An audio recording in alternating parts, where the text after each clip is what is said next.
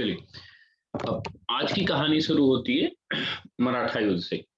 मराठा युद्ध से पहले थोड़ी-सी एक चर्चा मैं कर देता हूँ, उससे आपका मराठा पढ़ने में आपको बहुत आसान हो जाएगा।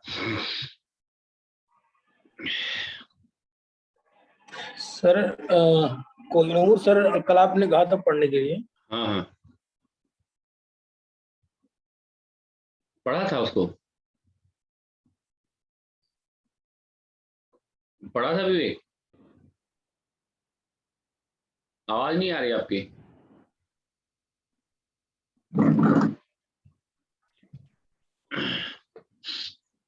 कोहिनूर मैंने कहा था, पढ़ा था आप लोगों ने? हाँ सर पढ़ लिया। अच्छा ठीक है। तभी उस पर चर्चा होगी। अच्छा चलिए, क्या पढ़ा था उसको? कोहिनूर कैसे मिला? क्या उसका इतिहास है? सर हाँ सर हाँ, सर बिल्कुल। बताएं। हाँ, 4-5 3-4 मिनट में उसको बताइए। हाँ सर एक्चुअली में कोहिनूर शब्द का जो शाब्दिक अर्थ है हुँ, फारसी भाषा में हुँ, आभा या रोशनी का पर्वत। हुँ, और ये जो है गोलकुंडा की खान से निकला था। हुँ, हुँ, और इसको जो है इसके विषय में आधिकारिक रूप से जो है जो वर्णन मिलता है, हालांकि इसके संदर्भ में कई कहानियां मिलती हैं, लेकिन जो हाँ, इतिहास के रूप में जो आधिकारिक वर्णन है वो हुँ, 1750 में मोहम्मद काजिम मारवी एक फारसी इतिहासकार हैं, हुँ, जिन्होंने आलमगीर ए नादरी में इसका हुँ, सबसे पहली बार वर्णन दिया हुआ है। हुँ, हुँ, उन्होंने दिया है कि नादिर शाह ने जब 1747 में भारत पे आक्रमण किया तो हुँ, उस आक्रमण के दौरान मोहम्मद शाह के दरबार में जो तख्ते ताउस रखा था, उस हुँ, तख्ते ताउस के ऊपरी हिस्से पर एक कोहिनूर लगा हुआ था और हुँ, उसी के बगल में तैमूर की रूबी लगी हुई थी। हुँ, दोनों निकाल के नादिर शाह यहाँ से अफगानिस्तान ले गया, हेरात में ले गया, और इसके साथ साथ वो तख्ते ताउस भी साथ में ले गया था। हुँ, के बाद जो है जब नादिर शाह की हत्या हो जाती है तो उसका जो हुँ, संरक्षक है, अंगरक्षक है अहमद साबदाली, उसके पास वो आता है हुँ, कोहिनूर।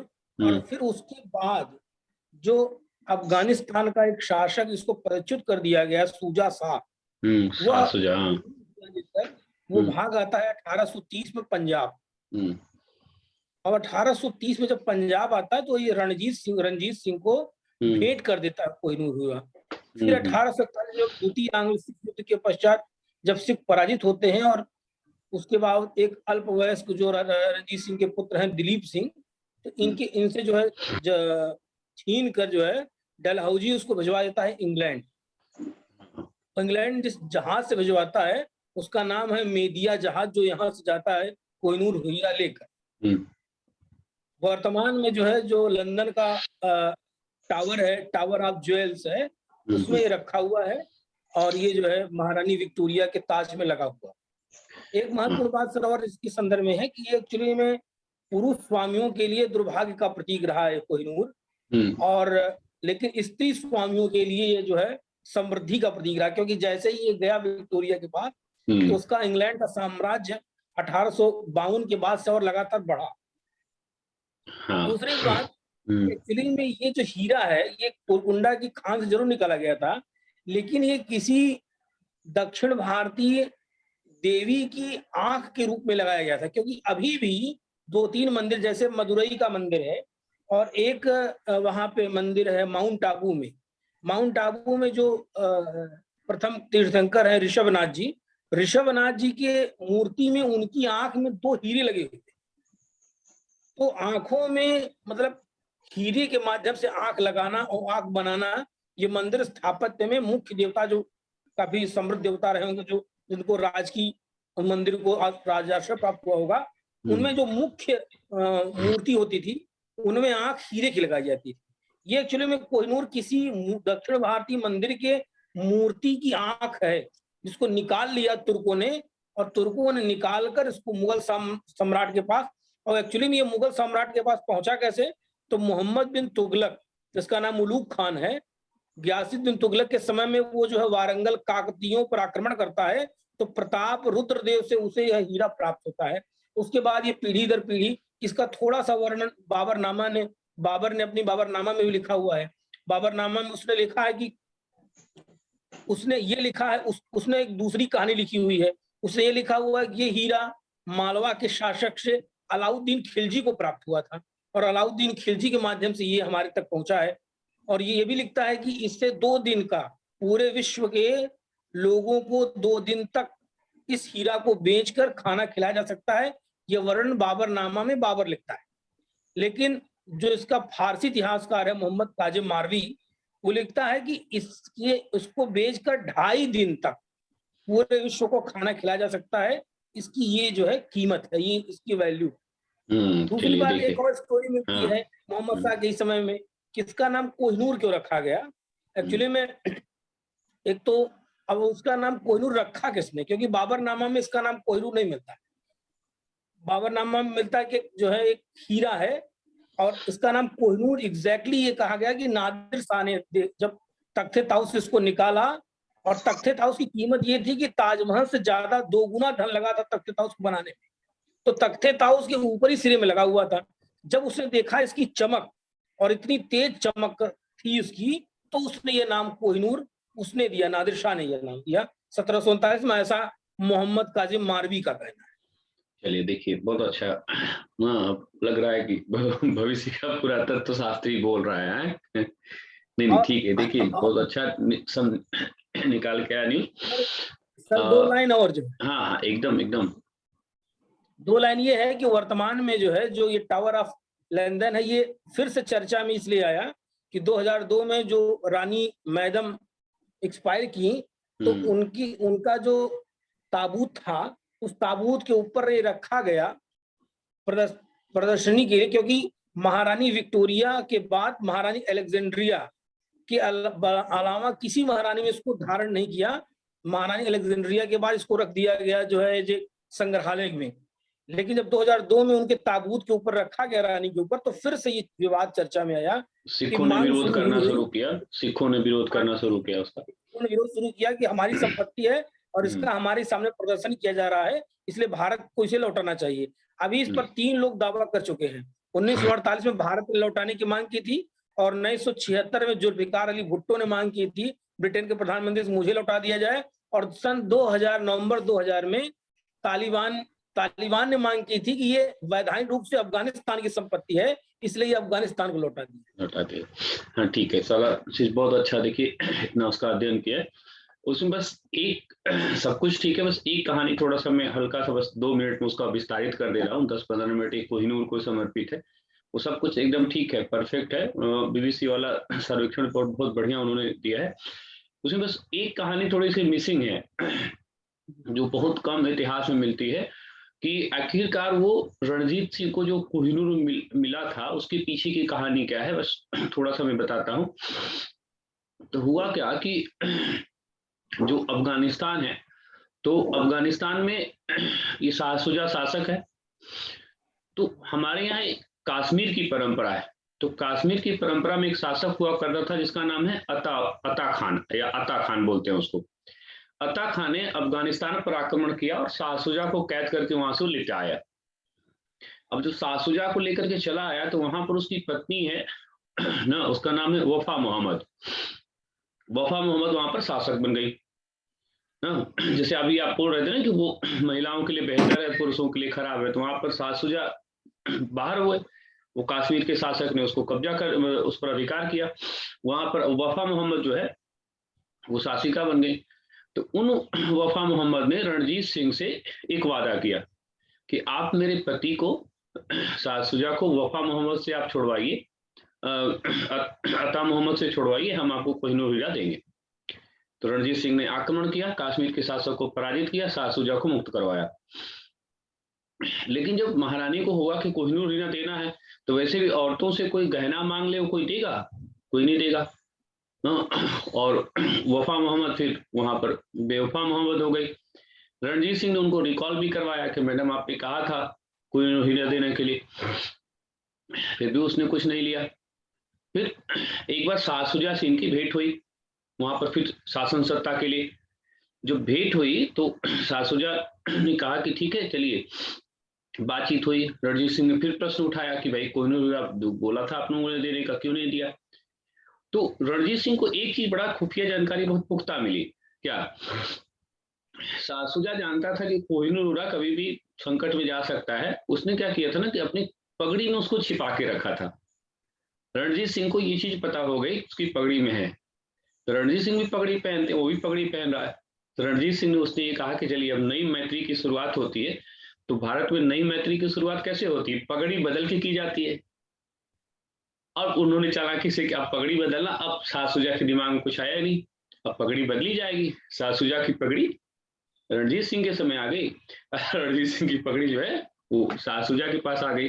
मतलब वो भी देना नहीं चाहता था, अब चूंकि पगड़ी बदलने का मुद्दा था, अब वो चूंकि वादा कर चुका था, पगड़ी उसको बदलना ही पड़ा। अब उसी पगड़ी के माध्यम से रणजीत सिंह के पास कोहिनूर हीरा आ गया। तो बाकी सारी चीजें बहुत एकदम परफेक्ट है। वो अता मोहम्मद वाली कहानी, ये वाली कहानी थोड़ा कम इतिहास में मिलती है, लेकिन रियल में वो पगड़ी के माध्यम से, वो बदलने के माध्यम से जो है कोहिनूर हीरा जो है वो प्राप्त हुआ था। चलिए इस पर फिर चर्चा होगी।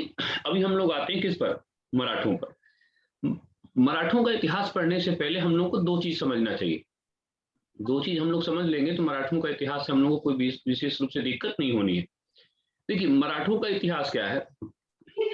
मराठों का इतिहास दो तीन चीजें हम लोग को स्पष्ट भी करती है। जैसे ये बंद कर दे, पढ़ा थी तो कोठरी के तो यहाँ कहीं। तो ये मराठों का इतिहास क्या शो करता है कि ये मराठे हैं,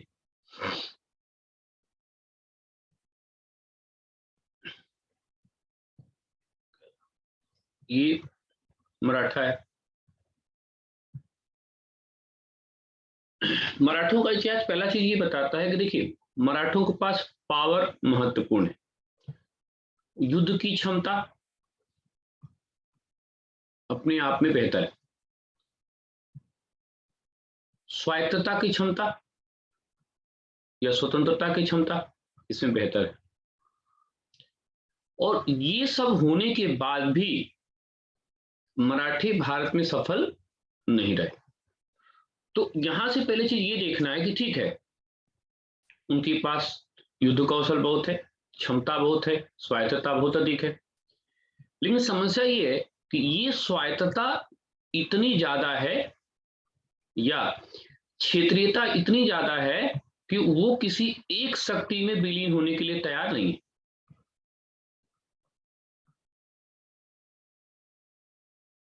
ना। इसलिए क्या होगा, सबका टारगेट मराठा राज्य बनाना नहीं होगा, किसी का राज्य होलकर बनाना होगा, किसी का सिंधिया होगा, किसी का कुछ होगा, किसी का कुछ होगा। यानी क्या है कि इनका जो उद्देश्य है वो उद्देश्य जो है वो सीमित रहा, क्षेत्रीयता इनका मूल स्वभाव रही, राष्ट्रीयता इनका कभी मूल स्वभाव रही नहीं, और इसीलिए दक्षिण भारत और अंततः उत्तर भारत में सफल नहीं हुए।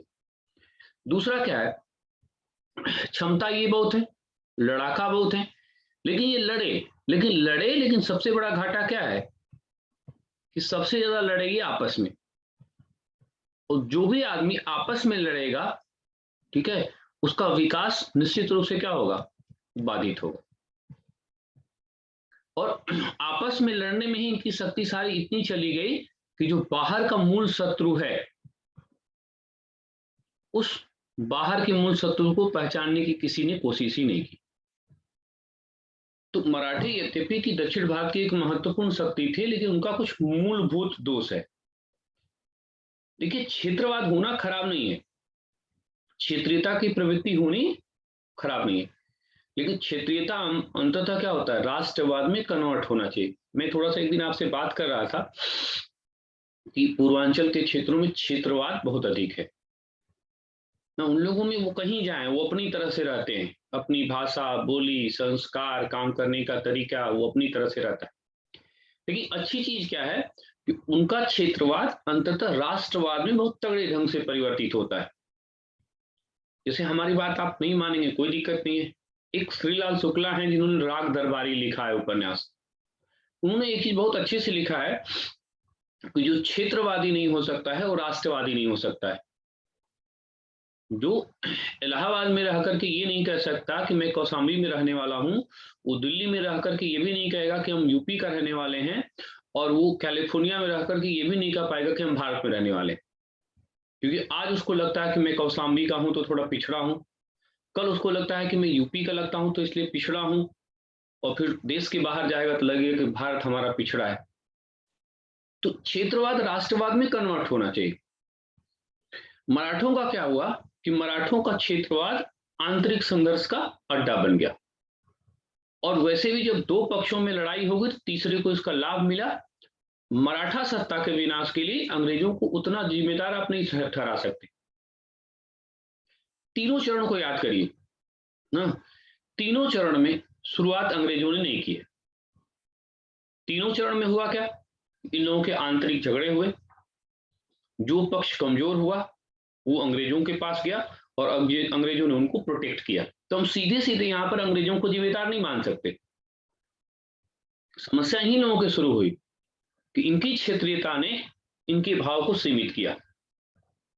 और ऐसा नहीं है, आज भी लगभग वो कैरेक्टर आपको देखने को मिलता है। जैसे एक शब्द आता है मराठा मानुस, ये बताइए मराठा मानुस का अवधारणा का क्या मतलब है? मराठा मानुस किसको कहते हैं? उद्धव ठाकरे के अर्थों में मराठा मानुस क्या है? नहीं, 2021 में मराठा मानुस का कोई मतलब नहीं। क्या मराठा मानुस है कि सारे संसाधनों पे मराठियों का, मतलब कहने का मतलब कि आप मुंबई जैसी नगरी में रह करके और आप किसी एक क्षेत्र को कैसे कर सकते हैं? यानी अभी भी उनके में क्षेत्रीयता इतनी प्रबल है, इसीलिए दक्षिण भारत सब कुछ करने के बाद भी कभी भी भारत को लीड नहीं कर पाता, चाहे वो प्रधानमंत्री के रूप में हो, चाहे वो मंत्री के रूप में हो, क्योंकि उनकी क्षेत्रीयता एक जरूरत से ज्यादा है। ऐसा नहीं है कि आंध्र प्रदेश के हैदराबाद वाले को तेलुगु नहीं हिंदी नहीं आती, उसको हिंदी आती है, उसके बाद भी वो तेलुगु ही बोलेगा, वो हिंदी वालों से भी तेलुगु बोलेगा। तो ये जो क्षेत्रीयता है वो कहीं ना कहीं नुकसान करेगी। क्षेत्रीयता खराब चीज नहीं, लेकिन ये क्षेत्रीयता जो है वो राष्ट्रीयता में नहीं परिवर्तित हुई, नहीं चेंज हुई, ये इनका सबसे बड़ा कारण है। तो योग्यता होना, क्षमता होना अलग बात है, आपका नियत यानी आपका स्वभाव भी सकारात्मक होना चाहिए। इस अर्थ में मराठों का जो स्वभाव है वो सकारात्मक नहीं, वो नकारात्मक है। उनका उद्देश्य ही क्लियर नहीं है कि वो बनाना किसको चाहते हैं। मराठा राज्य बनाना चाहते हैं कि ग्वालियर सिंधिया अपना बनाना चाहते हैं, नागपुर भोसले अपना बनाना चाहते हैं, गायकवाड़ अपना बनाना चाहते हैं। तो ये वहां नागपुर बनेगा, ग्वालियर बनेगा, सतारा बनेगा, पुणे बनेगा, कि मराठा बनेगा कि भारत बनेगा, ये कंफ्यूजन बड़ा जबरदस्त है। और इसीलिए सारी शक्ति और सीमा के होने के बाद भी मराठों का अंग्रेजों से जो संघर्ष हुआ वो बहुत साधारण प्रकार का हुआ, साधारण कोटि का हुआ। और मराठी जितनी शक्ति उनके पास है उनकी तुलना में वो अंग्रेजों का प्रतिरोध करने में सक्षम नहीं हो पाए। तो यहां से मराठों का नेचर समझना है कि नेचर के साथ उनका दिक्कत हुआ, वो लड़ेंगे, लेकिन आपस में इतना लड़ जाएंगे कि सारी एनर्जी तो ही चली जाएगी।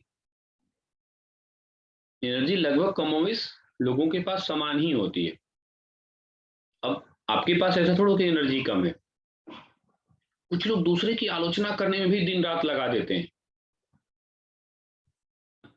कुछ लोग हैं, कुछ जैसे महिला डिपार्टमेंट है, तो जब घर पे मिल जाएंगे तो रात रात भर दूसरे का शिकायत बतियाएंगे सब। तो ऊर्जा आपके पास थोड़ा कम है, रात भर जग करके काम करने की क्षमता आपके पास है, बस वो रात भर जग करके इतिहास भूगोल को तैयार कर दीजिए। नहीं, आप ये सोचिए कि कोई आदमी अगर रात भर जग करके दूसरे की शिकायत बतिया रहा है तो एक चीज पॉजिटिव है ना, इतना लंबा तक जाग करके वो किसी के बारे में चर्चा कर सकता है, उसके पास एनर्जी लेवल है। बस उस एनर्जी लेवल की क्या है, दशा और दिशा ठीक होनी चाहिए।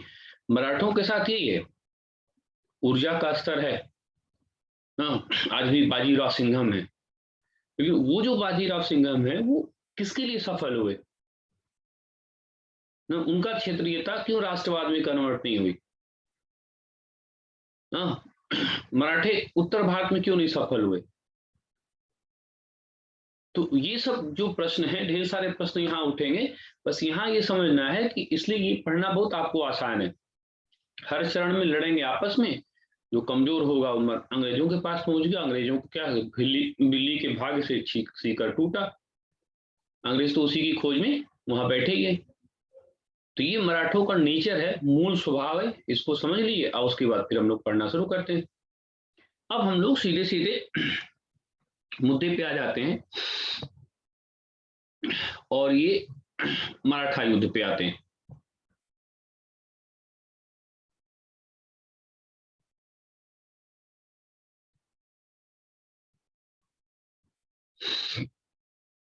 बहुत आसान है पढ़ना।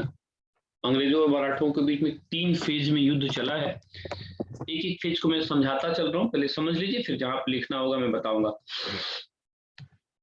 ये प्रथम चरण है और ये जो प्रथम चरण है, यहाँ पर देखिए डेट गलत पड़ी है, ये 1775 है। 1775 से 1782। गवर्नर जनरल यहाँ पे वॉरेन हेस्टिंग्स है। अब देखिए हुआ क्या कि इसकी पृष्ठभूमि कैसे तैयार हुई। इसकी पृष्ठभूमि ऐसे तैयार हुई कि ये मराठों का इसमें पेशवा माधवराव है ना। माधवराव की हत्या होती है। माधवराव की हत्या के बाद ये रघुनाथ राव वो इस उद्देश्य से करता है कि पेशवा वो बनेगा। लेकिन यहां पर क्या होता है कि एक दल उभरता है जिसको बोलते हैं नाना फडणवीस, और यहां पर रघुनाथ राव सफल नहीं होता है। तो यानी ये जो समस्या उत्पन्न हुआ वो रघुनाथ राव से समस्या उत्पन्न हुई, और रघुनाथ राव से समस्या उत्पन्न हुई, लेकिन रघुनाथ राव सफल नहीं हुआ। असफल व्यक्ति हमेशा क्या करता है, समस्या क्रिएट करता है, और असफल व्यक्ति ने समस्या क्रिएट करना शुरू किया। और ये जो समस्या है उसकी शुरुआत हुई सूरत की संधि से। ये सूरत की संधि 1775 में हुई। निश्चित रूप से किससे हुई होगी, यहाँ पे इंग्लिश होंगे और यहाँ पे रघुनाथ राव होंगे। ठीक है, इंग्लिश क्या करेंगे, तो रघुनाथ राव को पेशवा स्वीकार करेंगे। रघुनाथ राव क्या करेंगे, इनको पूंजी यानी धन और क्षेत्र देंगे। ठीक है, 75 में ये दोनों के बीच में सर हो गई। अब देखिए यहां पर एक समस्या आई, डायलेमा क्रिएट हुआ। 1773 आया था रेगुलेटिंग एक्ट। रेगुलेटिंग एक्ट में ये कहा गया था कि सीमित मामलों में बंगाल प्रेसिडेंसी का अधिकार बंबई की प्रेसिडेंसी पर होगा। तो जो सूरत की संधि की गई थी, वो सूरत की संधि जो की गई थी वो वॉरेन हेस्टिंग्स की सलाह के बिना की गई थी। तो वॉरेन हेस्टिंग्स ने ये कहा कि नहीं, सूरत की कंपनी जो है संधि नहीं कर सकती, इंग्लिश यहाँ पे संधि नहीं कर सकते, संधि तो हम करेंगे। और उसने क्या किया कि इस सूरत की संधि को तोड़ दिया और यहां पर पुरंदर की संधि कर ली गई। अब पुरंदर की संधि किसके किसके बीच हुई, यहां पर पेशवा है उसके बीच में हुई और इंग्लिश है इसके बीच में हुई। अब यहां देखिए डायलेमा क्रिएट हुआ, सूरत की संधि को अमान्य कर दिया गया, सूरत की संधि पुरंदर की संधि पुनर्जीवित हो गई। ये कहानी 1776। अब पुरंदर की संधि हुई, लेकिन बड़गांव एक स्थान है, यहां पर 1779 में यहां पर जो इंग्लिश है यानी जो अंग्रेजी सेना है ये बुरी तरह से पराजित हुई।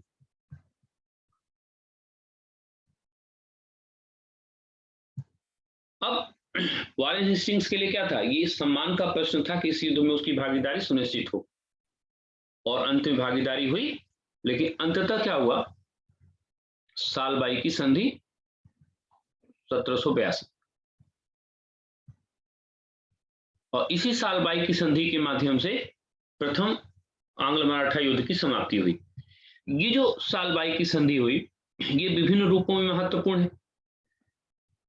विभिन्न रूपों में महत्वपूर्ण क्यों है, विभिन्न रूपों में महत्वपूर्ण इसलिए है कि सालबाई की संधि से क्या हुआ, पहले तो दोनों पक्षों में समाप्ति हुई।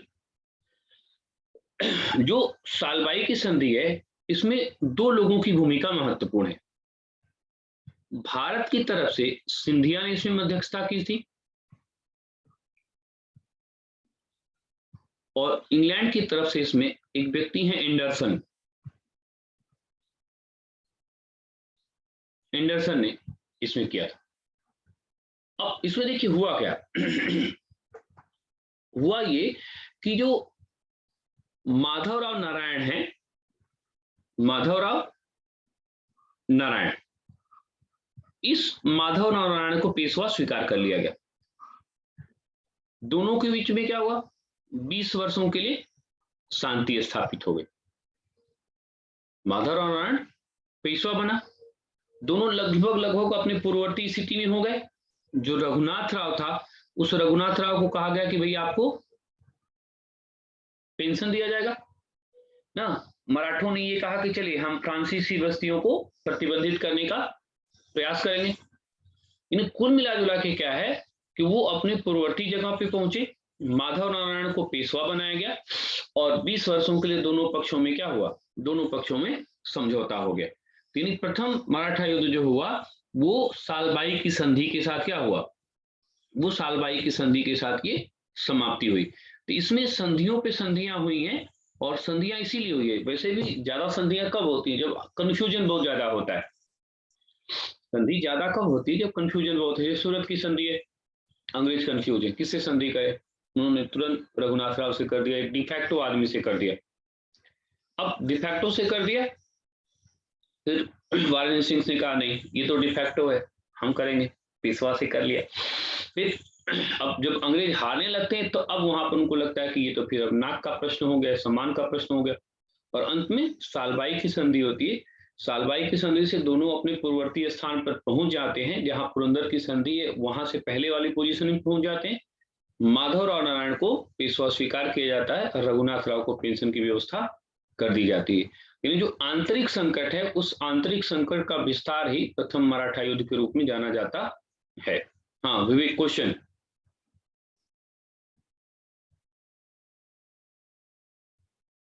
सर ये कह रहे थे कि बड़गांव की संधि जब हो गई सर, और उसमें अंग्रेज पराजित हुए मराठों से, तो फिर आगे सालबाई की संधि की क्या आवश्यकता थी? मैं बता रहा हूँ कि बड़गांव की जो भी संधि हुई थी, तो वहां पर क्या है, वहां पर इंग्लिश पराजित है, तो वो अब अंग्रेजों के पक्ष की संधि है ही नहीं। वो एक तरह से क्या है, वहां पर वो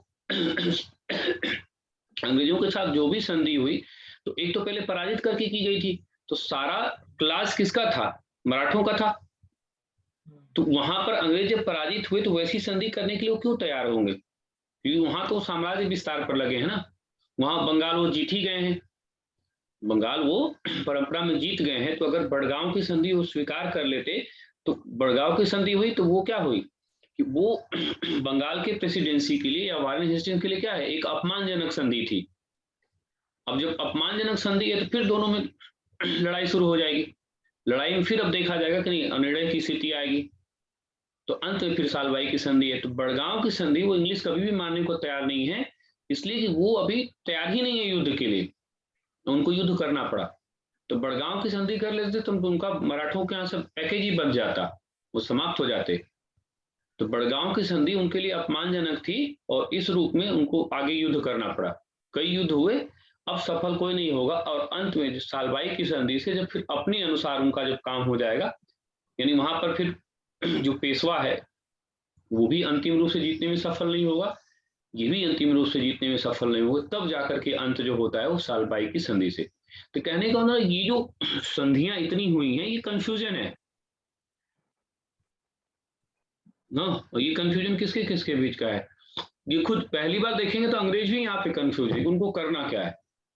और वो बंबई प्रेसिडेंसी और बंगाल की प्रेसिडेंसी आपस में भिड़ जाती है, और दोनों भिड़ जाती है, इसीलिए युद्ध थोड़ा वो लंबा खींचेगा। सूरत, पुरंदर, बड़गांव और सालबाई। पहले ग्राफ में आप थोड़ा सा मेंशन कर लीजिए, ज्यादा कुछ करना नहीं है, फिर उसको मैं समझाते हुए एक बार फिर से निकल जाऊंगा। सूरत की संधि अंग्रेज और रघुनाथ राव। पहले सबका डेट क्लियर करिए ब्रैकेट में, 75, 76, 79, 82। 75, 76, 79, 82।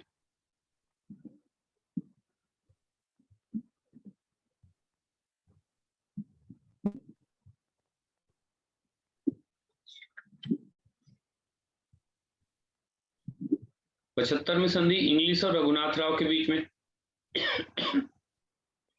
इंग्लिश और रघुनाथ राव के बीच में।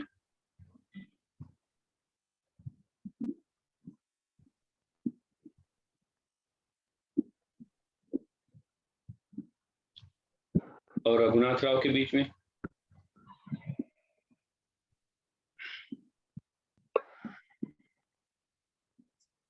पुरंदर की संधि पेशवा और अंग्रेजों के बीच में, पेशवा और अंग्रेजों के बीच में, पेशवा और अंग्रेजों के बीच में।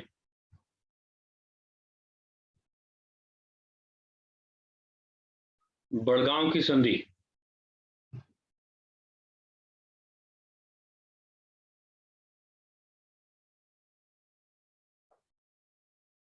पेशवा तथा अंग्रेजों के बीच में। और सालबाई की संधि 1782।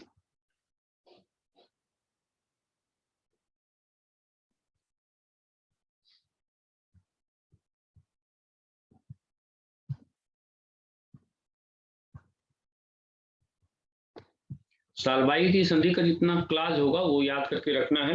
देखिए बात क्या हुआ, अगर पृष्ठभूमि देखा जाए तो पृष्ठभूमि सूरत की संधि के साथ तैयार होती है। सूरत की संधि किसके किसके साथ हुई कि रघुनाथ राव और अंग्रेजों के साथ। यहाँ रघुनाथ राव और अंग्रेजों ने संधि किया और दोनों के बीच में लेन देन हुआ कि पेशवा रघुनाथ राव बनेगा, इन लोगों को धन मिलेगा, क्षेत्र मिलेगा। लेकिन बीच में रेगुलेटिंग एक्ट के कारण से समस्या आई और जो बंबई की सरकार थी उस संधि को अमान्य कर दिया गया। अब यहां पर मराठा पेशवा और वारेन हेस्टिंग्स के साथ फिर पुरंदर की संधि हो गई ना। लेकिन ये पुरंदर की संधि के साथ ये जो मराठा सैनिक हैं ये अभी फॉरवर्ड पॉलिसी में है और उन्होंने आक्रमण किया और अंग्रेजी सेना को बुरी तरह से पराजित किया और पराजित करके यहाँ पर बड़गांव की संधि की। अब यहाँ अंग्रेज पराजित हैं तो पराजित होने वाले तो है नहीं, वो तो वहां पर साम्राज्य विस्तार उनका चल रहा है। अब वारेन हेस्टिंग्स को मजबूरन इस युद्ध में कूदना पड़ेगा और ये वारेन हेस्टिंग्स के आने के बाद अंत में सालाबाई की संधि हुई और इस सालाबाई की संधि के माध्यम से प्रथम चरण की समाप्ति हुई। ये जो सालबाई की संधि है ये बहुत महत्वपूर्ण है। मैंने बताया आपको भारत की तरफ से इसमें मध्यस्थता किसने किया है, सिंधिया ने। अंग्रेजों की तरफ से किसने किया है, एंडरसन पर। सिंधिया पे क्वेश्चन आपका आ चुका है, एंडरसन पे अभी तक क्वेश्चन नहीं आया है। अब यहां पर क्या हुआ कि जो ईस्ट इंडिया कंपनी है सालसीट बंदरगाह, भरूच बंदरगाह पर अपना नियंत्रण बनाए रखेगी और साथ ही ये भी गारंटी लिया गया कि मराठा मैसूर के हैदर अली को हरा देंगे और कर्नाटक क्षेत्र का वापस एक तरह से उनसे प्राप्त करेंगे। फिर मराठों को यह भी कहा गया कि फ्रांसीसियों को अपने यहाँ ज्यादा नियुक्त नहीं करेंगे। फिर यहाँ तक कि चूंकि सिंधिया ही यहाँ पर मीडिएटर है तो ये कहा गया कि सिंधिया के क्षेत्रीय दावों को भी मान्यता दी गई और पुरंदर की संधि के बाद जितना भी किया गया था वो मराठा क्षेत्रों को वापस किया गया। और सबसे महत्वपूर्ण क्या है, पेशवा माधवराव नारायण को वहां पर स्वीकार कर लिया गया। तो कुल मिला जुला के अब दूसरा जो हुआ 1802-3 में तो दोनों पक्षों के बीच में 20 वर्ष तक लगभग समझौता रहा। तो इसलिए सालाबाई की संधि जो है वो महत्वपूर्ण है प्रथम चरण के लिए और इसलिए सालाबाई संधि की क्लासेस को आपको धीरे धीरे ध्यान से याद कर लेना कि किसके साथ क्या हुआ और मीडिएटिंग इसने किसने किया। ये जो संधि हुई उस संधि के बाद लगभग 20 साल तक दोनों पक्षों में 20 वर्ष तक समझौता का चरण देखा जा सकता है। अब दूसरा चरण 1802-1803।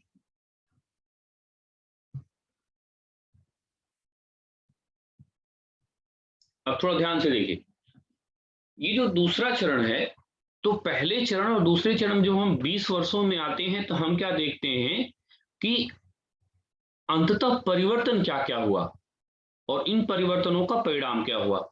ठीक है, चलिए हम लोग जहां तक छोड़े थे तो उस समय पेशवा किसको बनाए थे, माधवराव नारायण को बनाए थे। ठीक है, माधवराव नारायण पेशवा है, लेकिन माधवराव नारायण को पेशवा बनाने में इस समय नाना फडणवीस की भूमिका महत्वपूर्ण थी।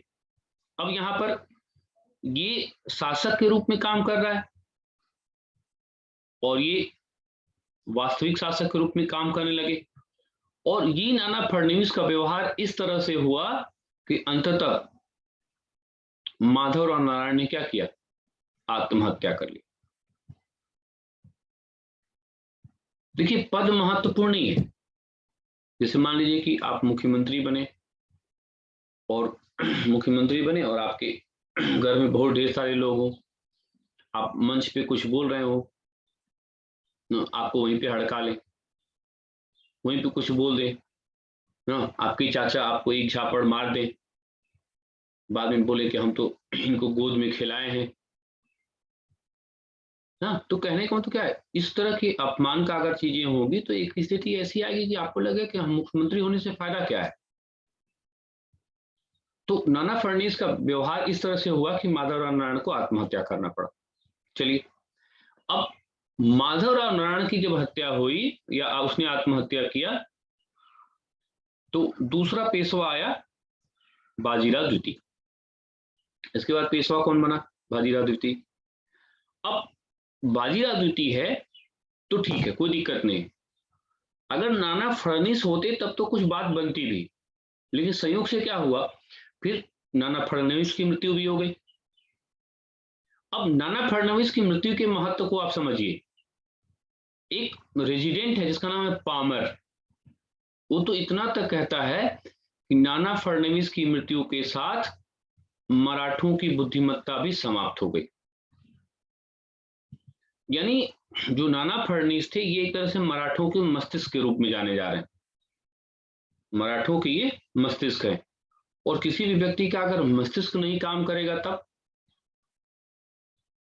वो व्यक्ति फिर जैसे भी निर्णय लेगा वो निर्णय बहुत बेहतर नहीं होगा। तो अब नाना फडणवीस भी नहीं रहे, अब बचा कौन, बाजीराव द्वितीय। अब बाजीराव द्वितीय भी मराठा साम्राज्य को अच्छी तरह से संभाल सकता है, लेकिन समस्या क्या है कि अब एक शासक ऐसा आया जिसका उद्देश्य मराठा राज्य को बनाना नहीं है, बल्कि वो इस तरह का राजा है कि उसको क्या करता था, वो जानबूझ के मराठा सरदारों के बीच में मतभेद उत्पन्न करता था। शायद उसका ये भी मंतव्य था कि मराठा सरदार एक नहीं होंगे तो पेशवा की स्थिति महत्वपूर्ण होगी। कहने का मतलब ये वो एक प्रकार का नकारात्मक प्रवृत्ति का शासक है और प्रशासनिक दक्षता उसमें है नहीं, वो नकारात्मक भूमिका को क्रिएट कराएगा। और इसी क्रम में होगा क्या ना, तो गलती क्या करेगा, ये देखिए कि अब यहाँ कैरेक्टर देखिए, कैरेक्टर कितना बड़ा काम करता है ये समझने का प्रयास करिए। यहाँ पर जो कैरेक्टर है वो किस तरह से समस्या करेगा। ये जो बाजीराव द्वितीय है उसने जानबूझ के मराठा सरदार होलकर के भाई की हत्या करा दी और इस तरह के प्रमाण स्पष्ट कराए कि जैसे लग रहा है कि सिंधिया इसकी हत्या कराता है। बाद में होलकर सिंधिया से लड़ने पहुंचेगा और सीधी बात स्पष्ट हो जाएगी ये काम पेशवा का है। और जैसे ही पेशवा को पता चलता है कि ये तो मामला गड़बड़ाएगा ना, तुरंत क्या करता है ये बताइए, शिवाजी के वंशज जो है तुरंत भागता है ये बसीन बंदरगाह पर।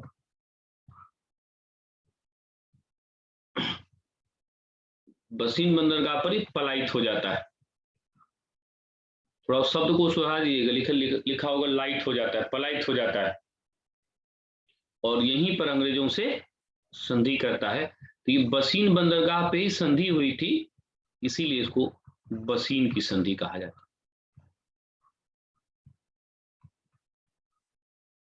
है। बसीन की संधि 1802-1803। अब ये जो बसीन की संधि है, ठीक है, अब ये बसीन की संधि बहुत कुछ कहेगी। अब आप ये सोचिए कि एक राज्य था जिसको हम शिवाजी का राज्य कहते हैं, शिवाजी का साम्राज्य कहते हैं, पेशवा का स्वराज कहते हैं, और एक ऐसा दिन आया है कि उसी साम्राज्य का, उसी वंश का क्या है, एक पेशवा है और अंग्रेजों से भाग करके संधि करता है। तो ये पेशवा खुद अब एक तरह से क्या है, वो याचक के रूप में काम करता है, और इंग्लिश तो यही चाह ही रहे थे। तो पेशवा खुद वहां पहुंचता है और संधि करेगा। तो अब देखिए जैसे पहुंचेगा, अब ट्रीटी करने में अंग्रेजों से माहिर कोई नहीं है। ट्रीटी करने में अंग्रेजों से माहिर कोई नहीं है, वही होगा। ये तो सिंपल है, दोनों एक दूसरे के साथ का वचन देंगे।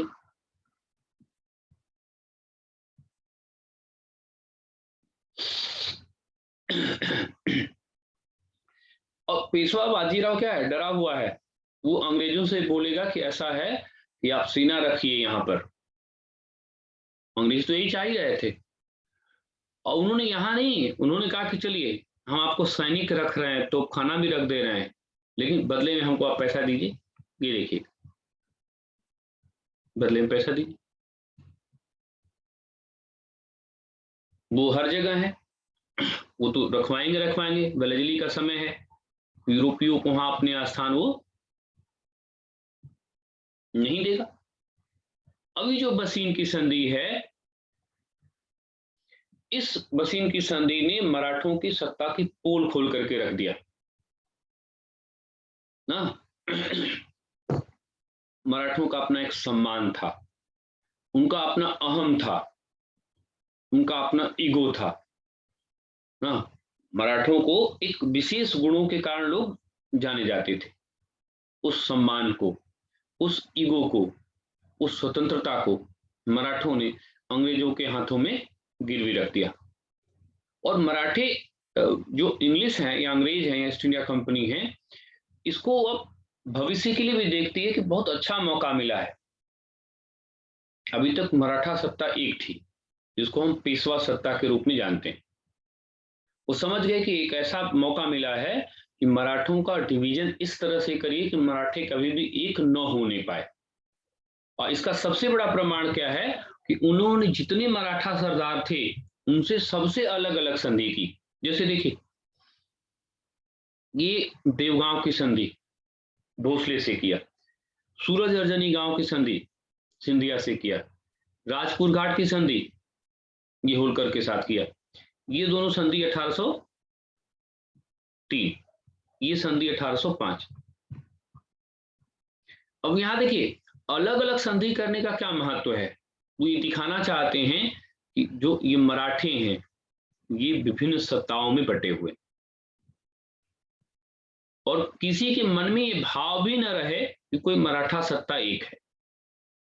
सब अपने लिए काम करें, होलकर अपने लिए काम करें, सिंधिया अपने लिए काम करें, पेशवा अपने लिए काम करें, और जितना ये लोग बटेंगे उतना ही अंग्रेजों के लिए आसान होगा। यानी अब मराठों को पहली बार वैधानिक रूप से विभिन्न भागों में बांट करके, और उनकी मन में जो क्षेत्रीयता का भाव था, उस क्षेत्रीयता के भाव को पुष्ट कर दिया गया। ये क्षेत्रीयता जो है वो स्पष्ट हो गई, और उनको फिर एक कभी नहीं होने दिया जाएगा। इस संधि के नीचे जो लाइन खाली है, थोड़ा 2-3 लाइन लिखिए। इस प्रकार ईस्ट इंडिया कंपनी ने परिस्थितियों का महत्वपूर्ण रूप से अध्ययन किया, परिस्थितियों का महत्वपूर्ण रूप से अध्ययन किया, और मराठा सत्ता को मराठा सत्ता को मराठा सत्ता को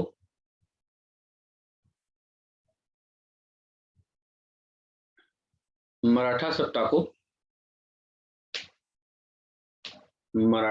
को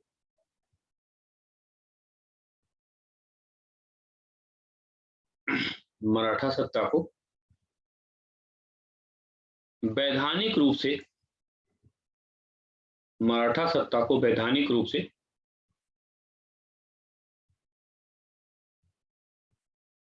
विभिन्न क्षेत्रों में विभाजित कर दिया,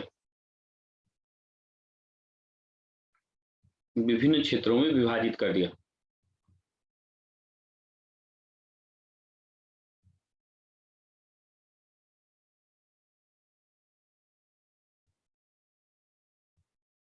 विभिन्न क्षेत्रों में विभाजित कर दिया।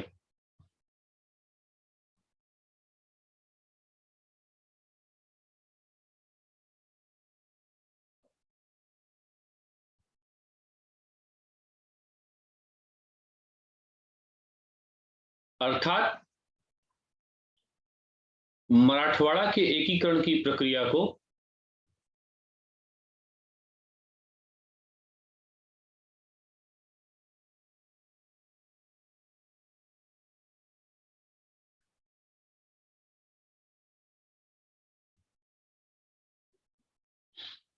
मराठवाड़ा के एकीकरण की प्रक्रिया को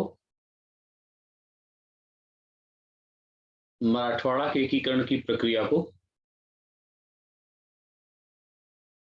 सदा के लिए समाप्त करने का प्रयास किया।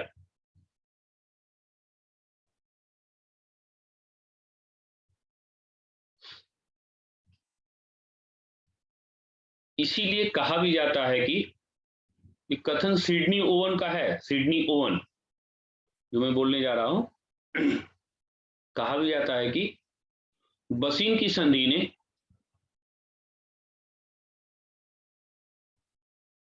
बसीन की संधि ने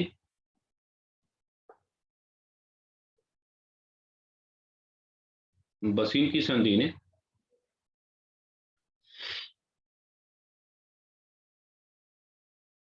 प्रत्यक्ष अथवा अप्रत्यक्ष रूप से मराठों की सत्ता को समाप्त कर दिया। मराठों की सत्ता को समाप्त कर दिया।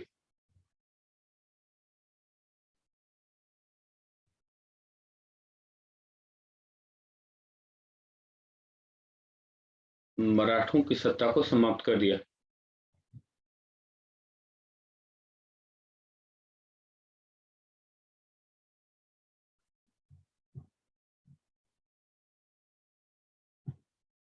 इसको ना जैसे आप एक कंडीशंस में समझाने का प्रयास कर रहा हूं, उसको आप समझिए। जैसे देखिए,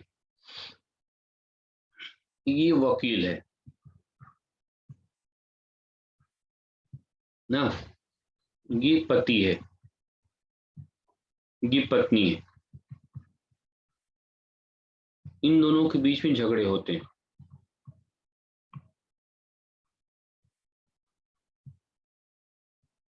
ठीक है, झगड़े के बाद ये वकील के पास पहुंचते हैं। ठीक है, तो वकील का काम क्या है?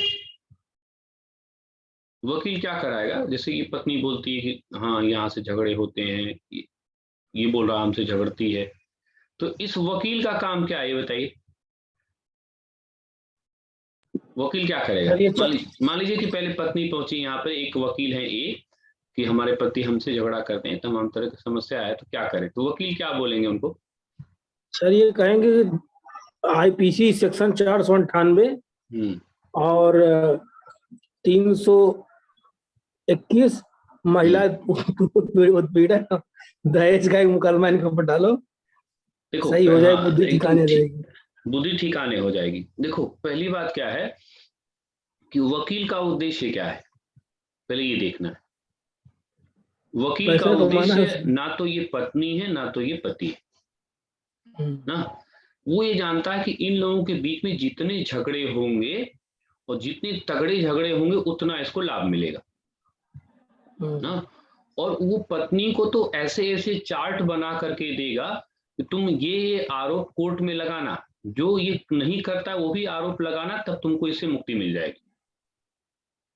दूसरा वाला वकील भी यही बोलेगा, जबकि पत्नी जानती है कि मेरा पति कम से कम कुछ भी है, चरित्र का बहुत अच्छा है, ये भी जानती है कि चरित्र का बहुत अच्छा है, लेकिन इसका वकील एक प्रिस्क्रिप्शन बना कर देगा कोर्ट में, तुम साबित कर देना कि चरित्रहीन है तो इनकी मुक्ति मिल जाएगी। यानी मतलब ऐसे ऐसे कंडीशंस वो क्रिएट कराएगा कि ये दोनों कभी भी एक न होने पाए, क्योंकि अगर ये दोनों एक हो जाएंगे तो वकील का लाभ वहां पर समाप्त हो जाएगा। अब कुछ नहीं करिए, यहाँ पर वकील समझिए किसको, यहाँ अंग्रेजों को, ना पति समझिए किसको, पेशवा को, और पत्नी किसको समझिए, मराठा सरदारों को। अब आप ये सोचिए, इन मराठा सरदारों की जितनी निष्ठा इसमें रहेगी या इन पेशवा की जितनी निष्ठा इसमें रहेगी, ना। ठीक है कि दोनों की स्वायत्तता भी है, लेकिन दोनों को एक दूसरे में ट्रस्ट होना चाहिए था, और ये जितना इन लोगों में आपस में ट्रस्ट होगा उतना ये मराठा सत्ता मजबूत होती ना। लेकिन ये हुआ क्या कि इस सरदारों के झगड़े हुए, ये लोग गए इनके पास, और ये लोग जानते थे कि ऐसा कर किया जाए कि सबको एकदम अलग अलग प्रूफ करके दिखा दिया जाए ना। जैसे गाँव में नहीं होता, किसी घर में सब कुछ ठीक है तो एक आध भाई थोड़ा गड़बड़ है तो उसको चढ़ाते हैं, उनकी बंटवारा करा दो, सब वही कमाएंगे क्या। वो वहां पे फूट डालने का तरीका है, और ऐसा फूट डालो कि जो मराठा सरदारों में क्षेत्रीयता तो जो कि पहले से थी, वो क्षेत्रीयता इस तरह से स्पष्ट कर दिया जाए कि ये लोग आपस में खुद ही एक ना हो पाए, और जब जब तक ही एक नहीं होंगे, किस फायदा किसको मिला है, अंग्रेजों का। तो अंग्रेजों ने यहाँ उसी तरह से वकील के रूप में काम किया, और वसीम की संधि ने उनको मौका दिया। इसीलिए देखिए वो अलग अलग फिर से संधि करते हैं, ताकि मराठों में ये भावना है कि हाँ हम पेशवा है ना, हमसे अलग किया गया, तो उसकी तो बात समझ में आती है। तो भोसले कहेंगे कि हम भी अलग शक्ति हैं, ग्वालियर सिंधिया कहेगा हम भी अलग शक्ति हैं। लेकिन ये भी है कि उस अलग अलग संधि से अलगाव ही तो होगा, एक कहां से होंगे आप। तो ये बहुत चालाकी से अंग्रेजों ने एक तरह से वकील की तरह से करके और अपने क्लाइंट को संतुष्ट भी किया और अपने क्लाइंट का लाभ भी उठाया। कभी कभी ऐसा होता है कि सब कुछ समाप्त होने जाने के बाद आप में चेतना आती है कि अरे ये क्या हो गया ना। कभी कभी जैसे केस चलते चलते और पति पत्नी पर आरोप लगाते लगाते एक दिन रात में पत्नी को याद आता है कि ऐसा तो पति खराब नहीं है, उसको भी लगता है ऐसा तो पत्नी खराब नहीं है, वकीलवा का बोला था, हम का बोल रहे थे जाके। और एक दिन वो सोचते हैं कि ऐसा है कि हम लोग सुलह कर लिया जाए। हाँ, वकील जानता है हम सुलह होने नहीं देंगे, सुलह हम करने ही नहीं देंगे, अब इतना हम आगे बढ़ गए हैं कि आपको सुलह करने की स्थिति में नहीं हो। और वही चीज होगी कि अब मराठों के स्वाभिमान को चोट पहुंचेगी। तीसरा मराठा युद्ध कुछ नहीं हुआ, बस मराठे उनको याद आया कि ये क्या हो गया। एक शिवाजी थे ना, जो राज्य बनाने के लिए जन्मे, पेशवा ने कितना किया, अटक से कटक का नारा दिया गया, और वो मराठा साम्राज्य आज अंग्रेजों की शरण में है। सबको लगने लगा, चाहे वो सिंधिया हो, चाहे होलकर हो, चाहे जो भी हो, सबको लगने लगा कि ये क्या है, ये तो हम लोग के लिए एक चुनौती हो जाएगी। तो अब जो तीसरा मराठा युद्ध होगा वो स्वाभिमान की लड़ाई होगी, लेकिन वो स्वाभिमान की लड़ाई अब अंग्रेज पहले से तैयार है। वो क्या करेंगे, एकदम पेशवा को अलग जगह पर, भोसले को अलग जगह पर, किसी को तिर्की में, किसी को महिदपुर में ना, सबको अलग अलग जगहों पे वो हरा देंगे, और अंत में क्या होगा, मराठों के हार की प्रक्रिया पूरी हो जाएगी। उन्होंने एक संयुक्त सेना भी बनाई, बापूराव गोखले। लेकिन ये कि जब एक साथ मिलकर के लड़ने का आपका स्वभाव ही नहीं है, तो जब एक साथ मिलकर लड़ने का स्वभाव नहीं है तो अंत में क्या होना है, अंत में कुछ नहीं होना है।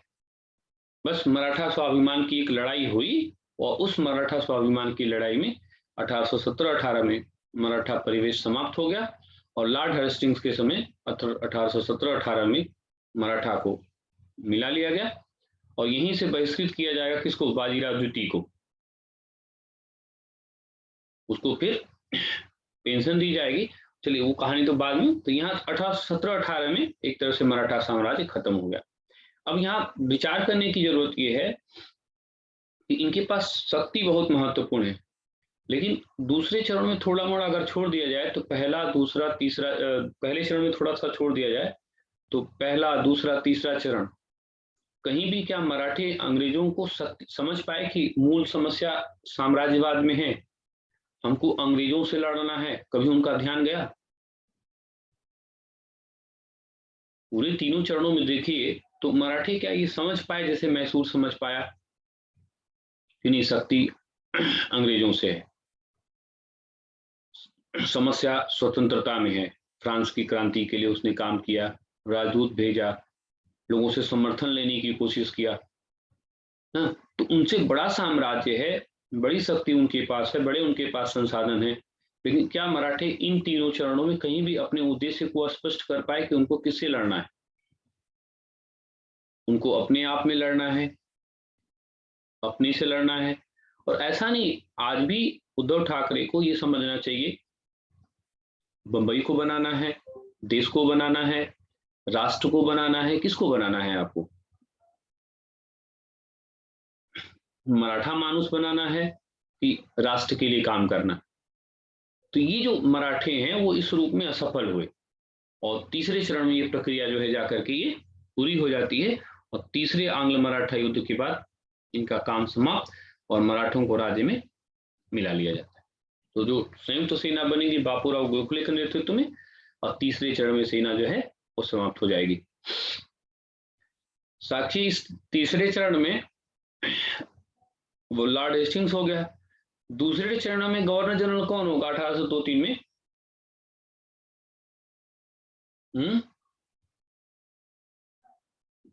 दूसरे चरण में गवर्नर जनरल कौन होगा?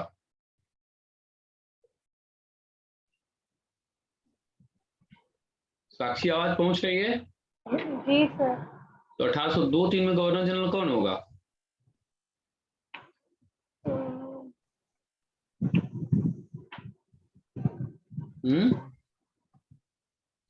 दूसरे चरण में गवर्नर जनरल कौन होगा? वेलेजली। हाँ, तो वेलेजली। क्यों इतना देर क्यों लग रहा है? वेलेजली ना? जी सर। अच्छा चलो बताओ, पहले मैसूर चरण में कौन सा गवर्नर जनरल था या गवर्नर था?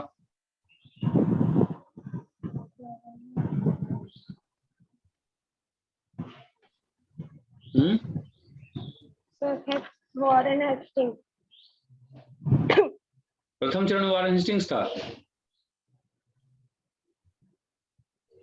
मैसूर के चारों चरणों में कौन कौन गवर्नर, कौन कौन बता देगा? हाथ उठाइए।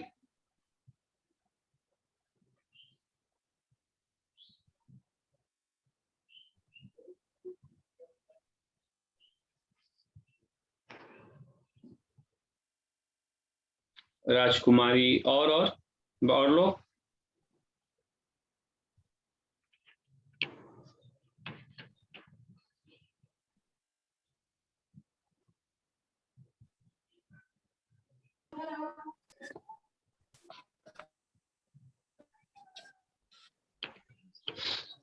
विवेक शुक्ला और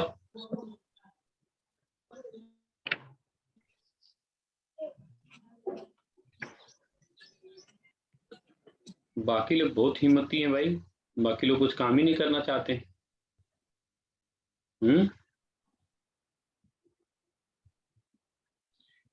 चलो राजकुमारी बताओ तो। सर, प्रथम में गवर्नर जनरल लॉर्ड वेरेल थे। वेरेलस ना? वेरेलस थे। और सर दूसरे में वॉरेन हेस्टिंग्स थे, और तीसरे में लॉर्ड कॉर्नवालिस थे, और चौथे में लॉर्ड वेलेजली थे। हाँ ठीक है। तो ये कभी कभी जैसे मिलान करने को आता रहता है, ठीक है, तो डेट याद रहेगी तो फिर उस वहां पर कोई दिक्कत नहीं होगी, सामान्य स्तर पे प्रश्न होगा। तो ये मराठा युद्ध एक तरह से पहला, दूसरा, तीसरा। तो इसीलिए देखिए इन लोगों की जो संघर्ष की क्षमता है, तो जिस तरह की संघर्ष की क्षमता है उतना उन्होंने इनपुट नहीं किया, इसलिए ये भी है कि इसीलिए नेचर बड़ा महत्वपूर्ण है ना। इसीलिए अभाव कितना भी हो लेकिन स्वभाव को मत खराब करिए, क्योंकि एक बार अगर स्वभाव खराब हो जाएगा तो फिर दिक्कत हो जाएगी ना। कितना भी अभाव हो उसमें स्वभाव आपका अच्छा बना रहना चाहिए। अगर वो पॉजिटिव मूड का नहीं होगा तो वो फिर तमाम तरह की आपको समस्या जो है वो क्रिएट करेगा। तो यहाँ पर जो मराठे हैं, ना तो संसाधन में कम है, ना तो क्षमता में कम है, ना तो योग्यता में कम है, लेकिन अगर सफल नहीं हुए तो वही हुआ नेचर। वो जो नेचर है वो आपस में लड़ने वाला नेचर, उनको जो है उसी ने पीछे किया। और आज भी लगभग वही समस्या करते हैं बीच बीच में कि मराठा मानुस है, तहाई है, तहाऊ है, वो तमाम तरह की नकारात्मक चीजों को लेकर के वो आने का प्रयास करते हैं। चलिए जल्दी से मैं मराठों के हार के कारण, तो इसमें कुछ ज्यादा नहीं है, बस थोड़ा थोड़ा सा चीजें हैं, उसको मैं आपको पढ़ते हुए समझाते हुए निकल जाता हूँ।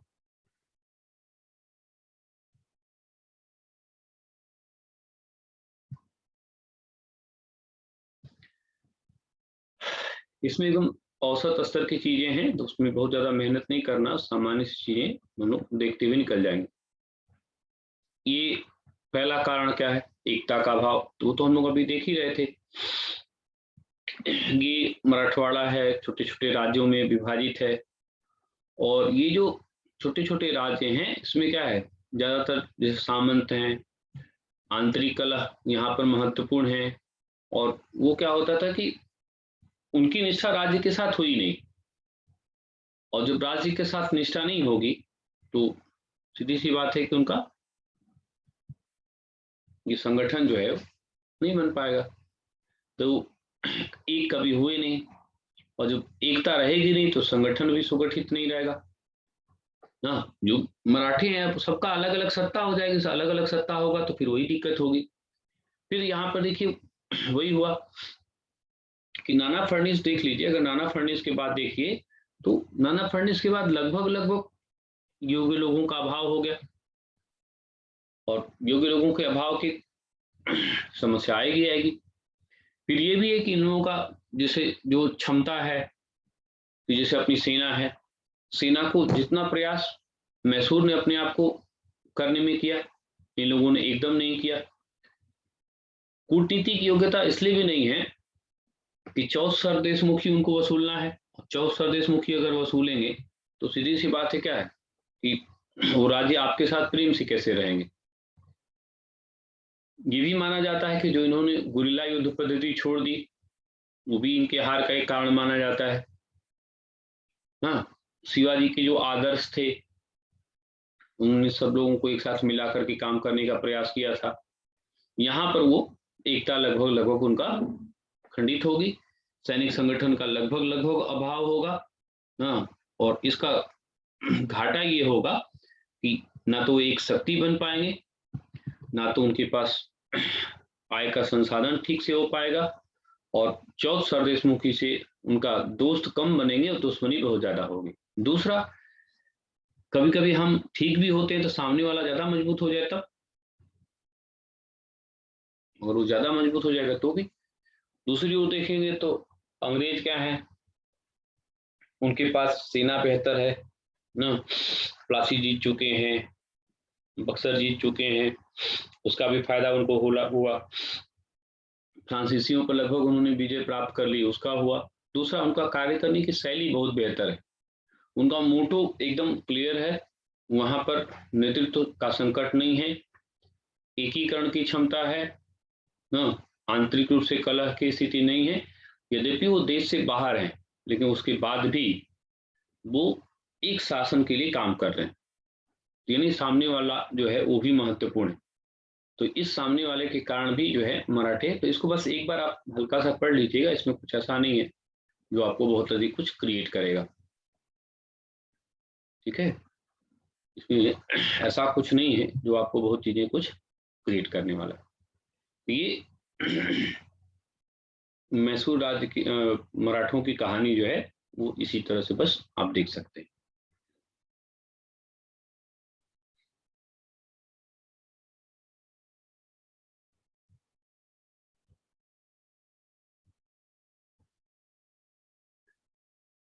चलिए अब कुछ छोटे छोटे राज्यों की कहानी बस थोड़ा थोड़ा ब्रीफली ना, थोड़ा पेज को अपना पहले पेज पे ले आइए। बस इसमें ज्यादा कुछ नहीं, बस थोड़ा थोड़ा आपको हम हिंट करते जाएंगे, आप यहाँ पे देखते जाएंगे।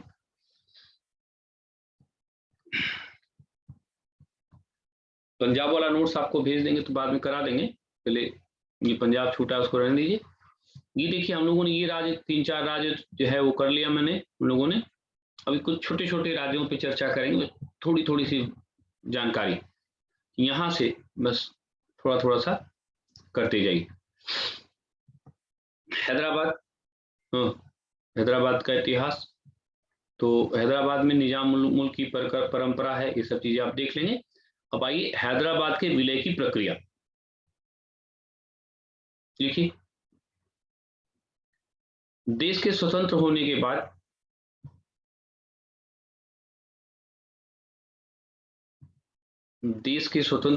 बाद हैदराबाद हैदराबाद की निजाम ने विलय पत्र पर हस्ताक्षर नहीं किया और अपनी स्वतंत्रता को बनाए रखने का प्रयास किया।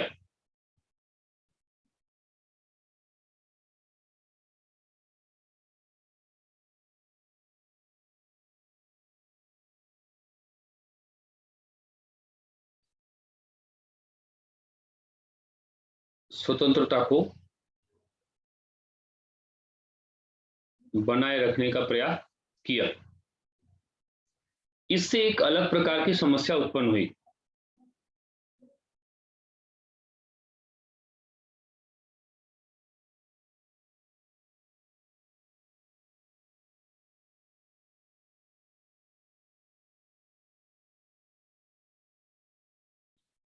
परंतु सरदार वल्लभ भाई पटेल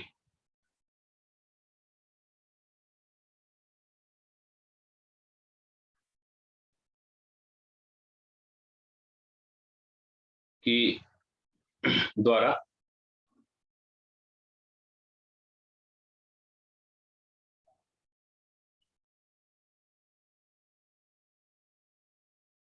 ऑपरेशन पोलो चलाया गया।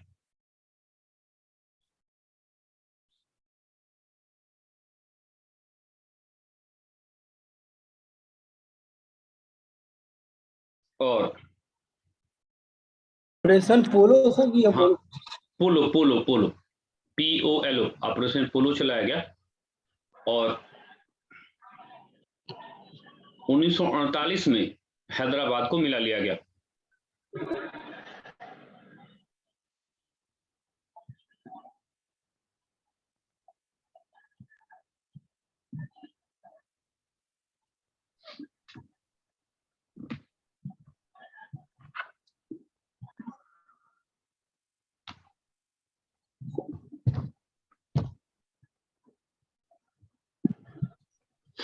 इसकी कहानी फिर इतिहास में 1947 से 64 जब पढ़ेंगे तो और डिटेल में हम लोग पढ़ेंगे। अभी यहाँ पर बस कि उस समय मीर उस्मान अली खान थे, वहां का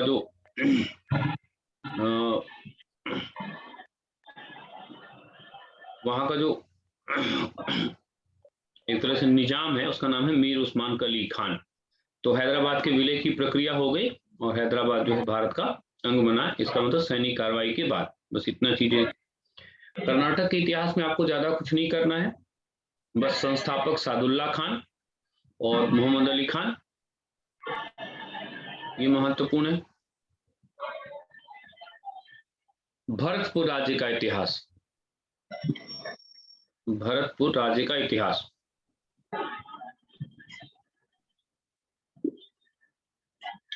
भरतपुर राज्य का इतिहास।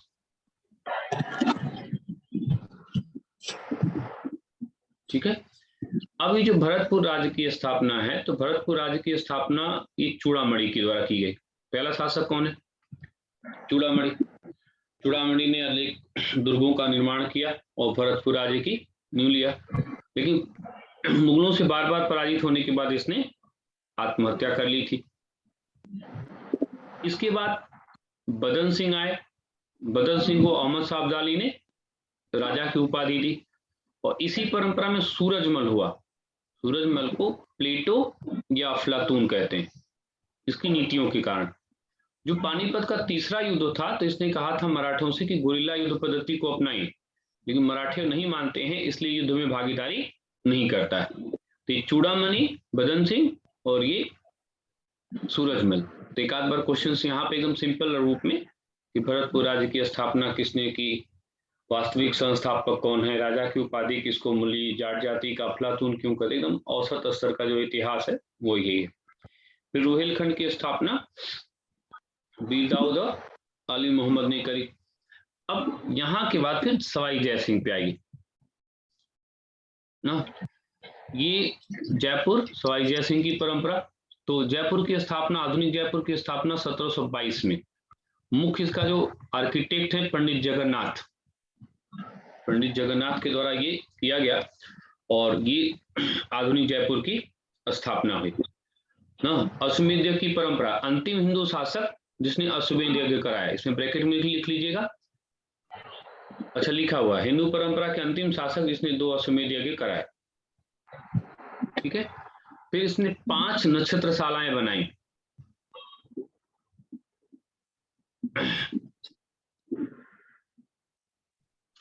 दिल्ली में, जयपुर में, उज्जैन में, मथुरा में, और 5वां नहीं लिखा है वो है वाराणसी में, खगोल शास्त्र के अध्ययन के लिए। पहली जो माना जाता है वो दिल्ली में, तो दिल्ली, जयपुर, उज्जैन, मथुरा में, ठीक है। फिर उसने ये खगोल का एक सारणी तैयार कराया। ये जो खगोल का सारणी है वो जिच मोहम्मद शाही, पंडित जगन्नाथ ही इसको तैयार करेंगे।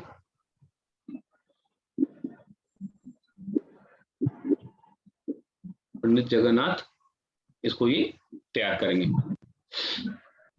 यहाँ से जो जय सिंह की परंपरा है, वो जय सिंह की परंपरा थोड़ा सा सांस्कृतिक दृष्टि से महत्वपूर्ण है। अब आइए अवध की परंपरा का इतिहास।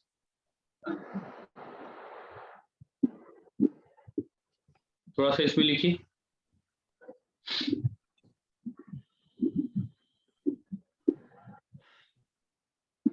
अवध अपेक्षाकृत बड़ा राज्य था।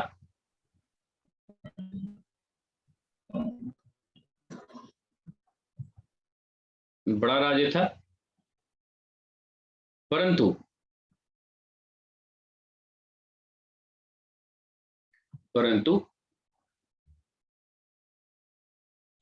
संधियों के माध्यम से उसकी भूमिका सीमित कर दी गई।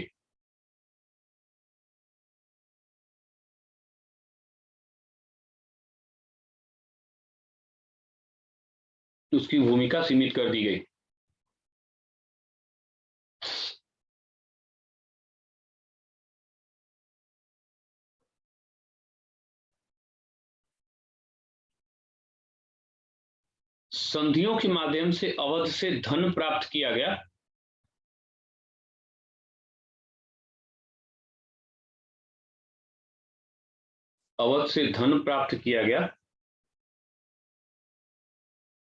और इसी कारण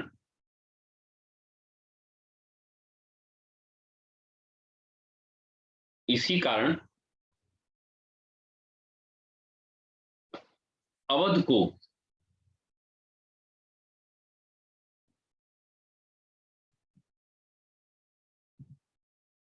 धाय राज्य कहा गया। धाय माने सेवा राज्य, धाय राज्य कहा गया।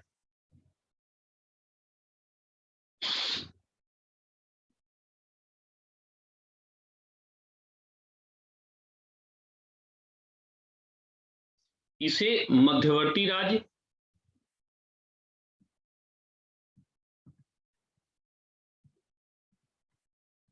या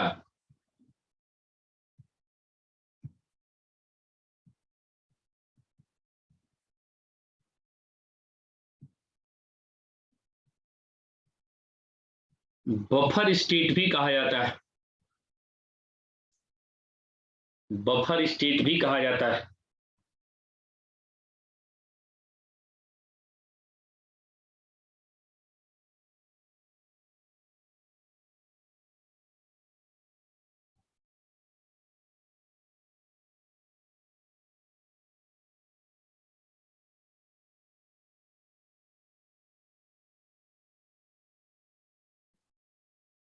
स्टेट भी कहा जाता है। इसकी स्वायत्तता की शुरुआत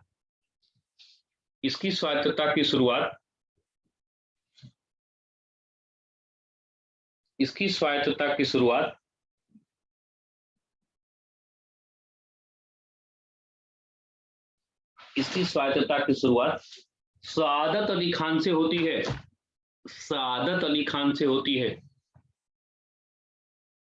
सआदत अली खान से होती है।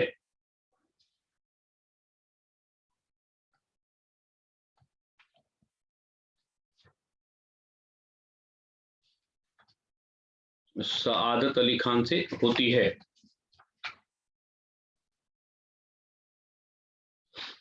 सआदत अली खान से होती है। इसे बुरहान उल मुल्क के नाम से भी जाना जाता है। इसे बुरहान उल मुल्क के नाम से भी जाना जाता है।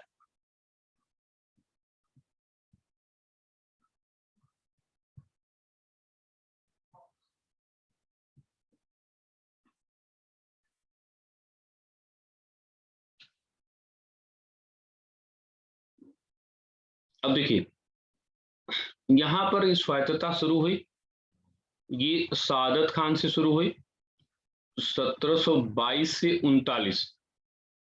पहला इसने काम किया, राजधानी निर्माण किया और फैजाबाद को उसने राजधानी बनाई। दूसरा, धार्मिक सहिष्णुता की नीति है, हिंदुओं को भी पदों पर नियुक्त किया गया और आगरा का जो गवर्नर है वो बनाया गया नीलकंठ नागर।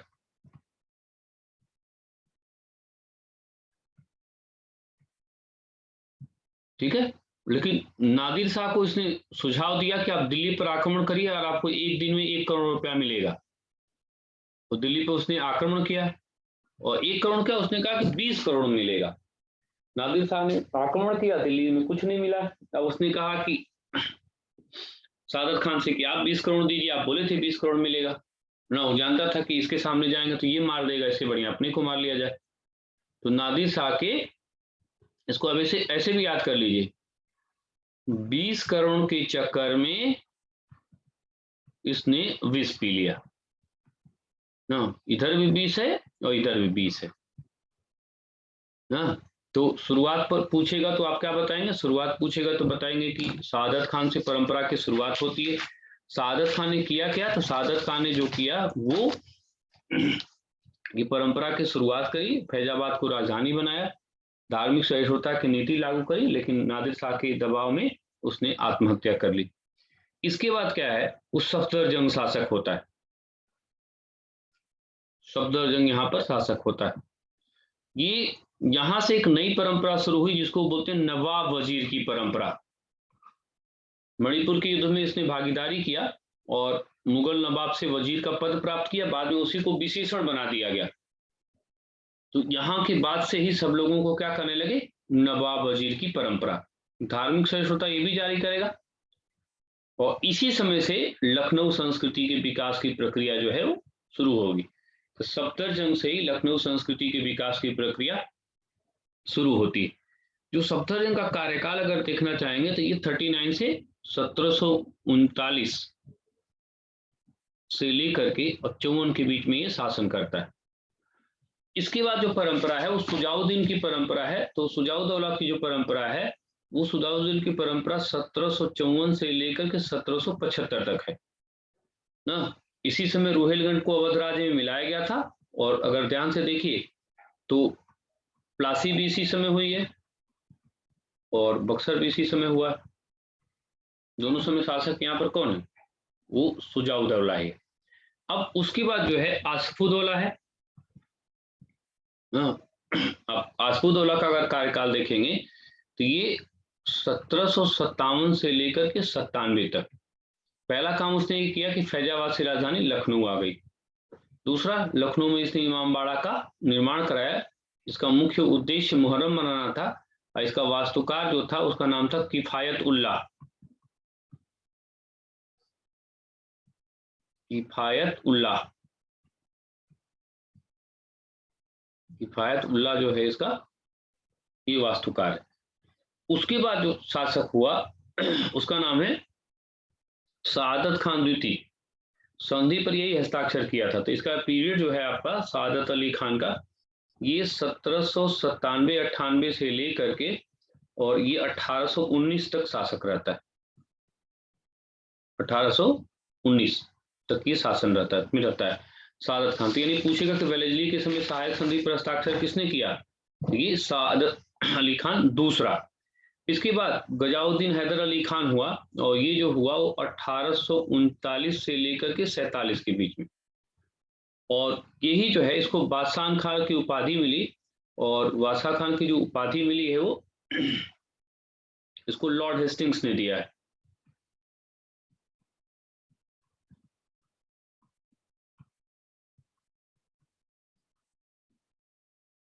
और इसी परंपरा के जो अंतिम शासक हैं उनका नाम है वाजिद अली शाह, 1847 से 1856। सांस्कृतिक कार्य में लिखिए।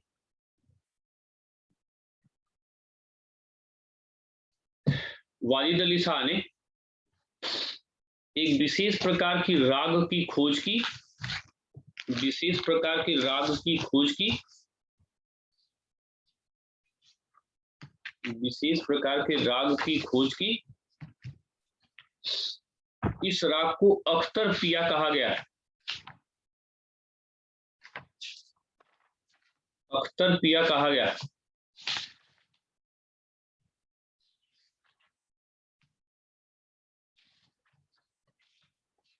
अख्तर पिया कहा गया। शासक को भी इसी उपनाम के नाम से जाना जाता है, शासक को भी इसी उपनाम से जाना जाता है।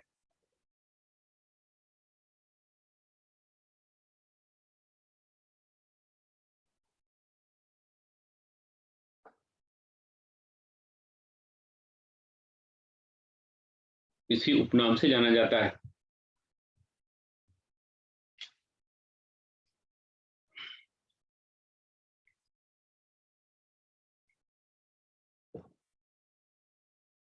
उपनाम से जाना जाता है।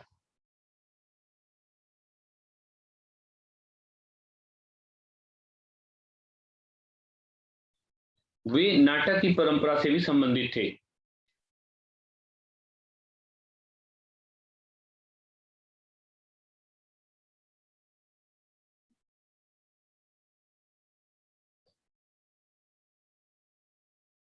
प्रशासनिक कार्य, कानून का संग्रह कराया,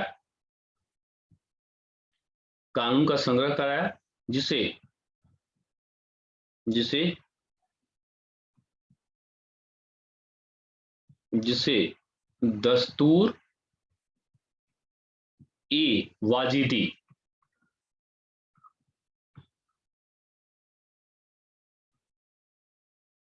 दस्तूर ए वाजिदी कहा गया।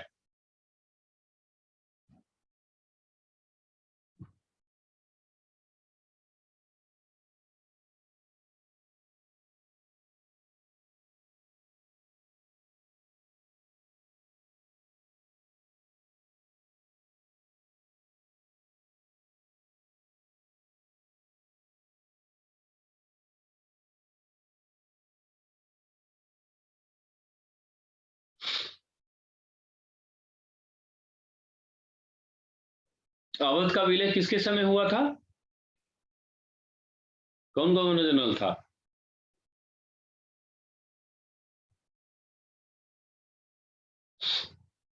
नवाब वाजिद अली शाह के समय में। हाँ, गवर्नर जनरल कौन था? Governor Lord Dalhousie. डलहौजी ना। और किस आधार पे हुआ था? उत्तराधिकार पे कि प्रशासन पर? कुशासन का आरोप लगा था। कुशासन का आरोप लगा के लिखिए अवध का विलय। लॉर्ड डलहौजी के द्वारा, लॉर्ड डलहौजी के द्वारा, लॉर्ड डलहौजी के द्वारा डलहौजी के द्वारा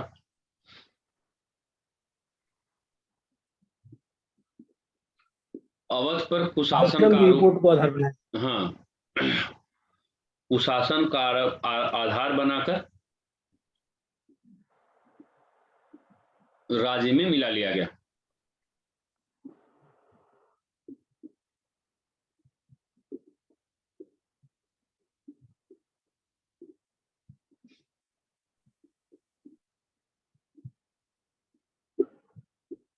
नवाब की पत्नी बेगम हजरत महल ने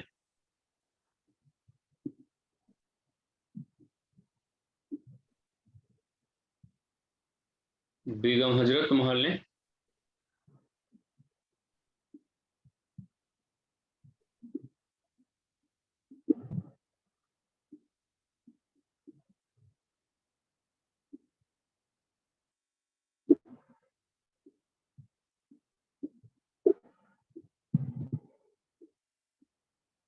बेगम हजरत महल ने बाद में 1857 के विद्रोह में भागीदारी की।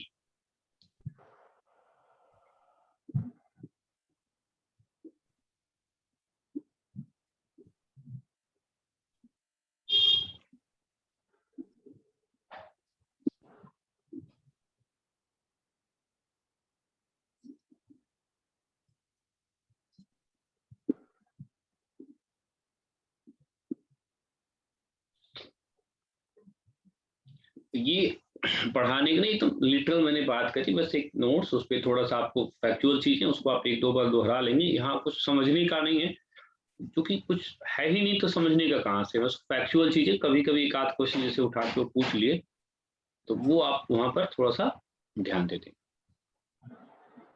ठीक है। बाकी कुछ चीजें नहीं हो। पंजाब का इतिहास हम बना के आपको दोपहर तक भेज देंगे, निकलवा लेंगे। चौथी सीट आप लोगों के पास होगी समाज सुधार की। जी सर है। ठीक है, तो चौथी सीट है तो उसको अपना निकलवा लीजिएगा, कल चौथी सीट से शुरुआत करेंगे, ठीक है। और पंजाब का मैं भेज दूंगा, उसको अलग से समय निकाल के मैं करा दूंगा। चौथी विवेक आपके पास है कि नहीं? हाँ सर, ये पुनर्जागरण आंदोलन का विकास। हाँ, और ये बहुत महत्वपूर्ण चैप्टर है, इससे एक दो क्वेश्चन आना ही आना है। हाँ, लेकिन आसान होता है, जैसे बंगाल और पहले दूसरे चैप्टर से ये सब बहुत आसान है, थोड़ा लेंदी मूड का होता है, उसको हम करके अपना कर देंगे, कोई दिक्कत नहीं होगी। इसको निकलवा के रखिए, फिर मुलाकात होती है।